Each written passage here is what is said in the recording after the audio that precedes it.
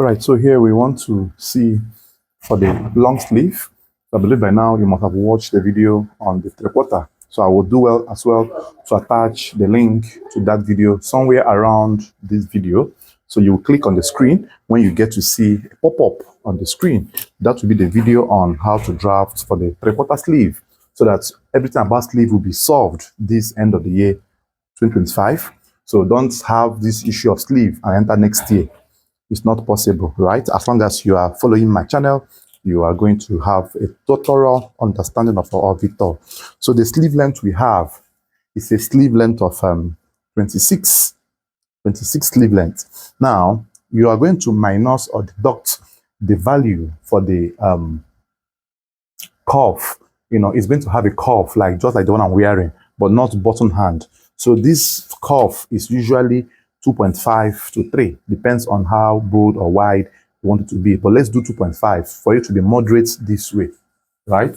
Now, since you have gotten to know that 26 inch is what we have, so you have to minus 2.5 from this. That is going to give us 23 and half. Then add extra 1 inch again. Now, the 1 inch you're adding is for the half inch to the shoulder joining and half inch to the cuff join as well. That makes it 24 and half. So here you mark 24 and half. So mark it twice, 24 and half, right? So this is it. And of course, for the folding of this dashiki as well, this dashiki folding also comes in line with your customer's round sleeve measurement plus extra 2 inches for extra 4 inches. So here, the round sleeve we have is 16, that's 8, plus extra 4, that's 12. So this is the range of the folding we are going to have. So having explained that, then remember that the values of the round sleeve are 3, the round sleeve for the bicep, the elbow, and the wrist, right?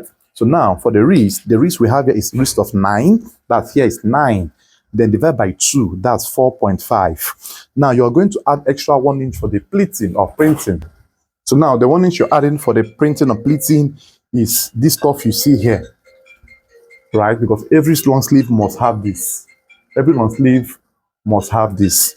So now that you have gotten to know that, so 4.5 is the round sleeve of the customer plus a full 1 inch, that's 5.5. Please note importantly that you don't add this 1 inch to the total round sleeve before division.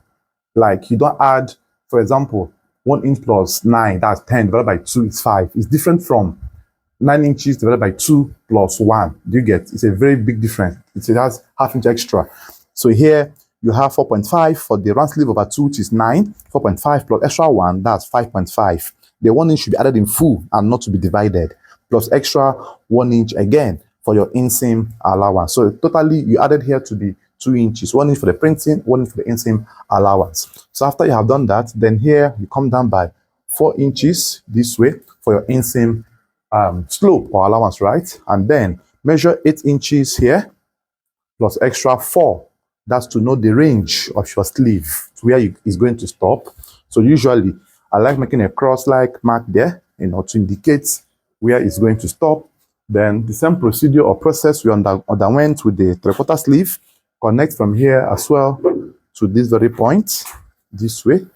And then you are going to use your hip curve as well, just like this, and connect. But before then, you can simply, come up a little bit this way. Then before you, join it all the way to that very point. As you can see how the connection came. And then you cross-check the elbow wrist, which is 15, which is very much okay. And this is how it is. Then, if you have this, your pattern curve, you can simply use it, and make your curves a whole lot easier. Or you can still make do with the pattern we used in the three-quarter sleeve, to connect this from here. It goes all through this way. So you see the importance of having these curves. It makes the work a whole lot easier. So if you have this, it's better, or you can use the same pattern we use on the three-quarter sleeve. Divide here into 4 equal parts. Come up by middle one, don't come up. First one, come up by half. Last one, come up by 1 inch. Then connect all through that way, and that is it. So let's cross-check if it still tallies with this, in case So here is 13. So 6.5 is the middle, which is here. And then divide here by 2 again. 3.25. I think it's very much okay. 3.25, half inch extra, 1 inch down. So here is 3.25, 3.25. So this exact, you see, it's giving you a perfect curve. So that is how you cut the curve. Also note that you don't need to forget the allowance you might minus or deducted from the customer's length of sleeve. We remove 2.5. So whatever you are going to add back to this sleeve must be 2.5 so that it doesn't spill over more than 26-inch length that we have our sleeve to be.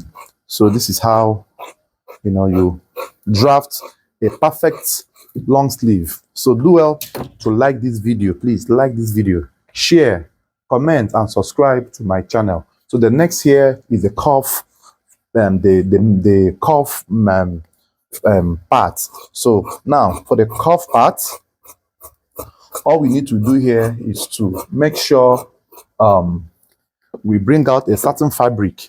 Now this fabric we are bringing out must be wider than 2.5. Remember that the 2.5 we are going to use is on the light color gum or light thick gum, depends on what you call it. So here you slit it all the way out, so there will be two pieces of this for the one sleeve.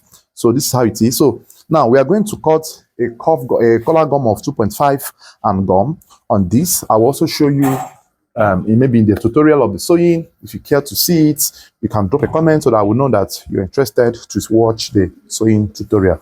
So now the next is the placket. So on the placket, they have two types of placket. The placket that has a flap this way, and the one that has an opening, like it just open this way. So anyone you want to do is solely okay, right? It's okay. But because of the nature of the person that owns this outfit, I will do a covered placket, like the shirt placket. So for that, I will measure 2.5-inch width in this form, 2.5-inch width in this form, and then length of 8 this way. Then I will cut it out. So this serves for a bigger placket. This serves for the bolder placket. Then I will measure it this way, then cut it out for the bigger placket. Then for the smaller placket, the measurement we are going to use, is 2. So you have to cut 2 big and 2 small ones. So we are going to use the measurement of 1/3, 175 or 1.5, however you want to do it. But let's use 1/3 this way. Then you are going to use hairstay to gum it or to fuse it.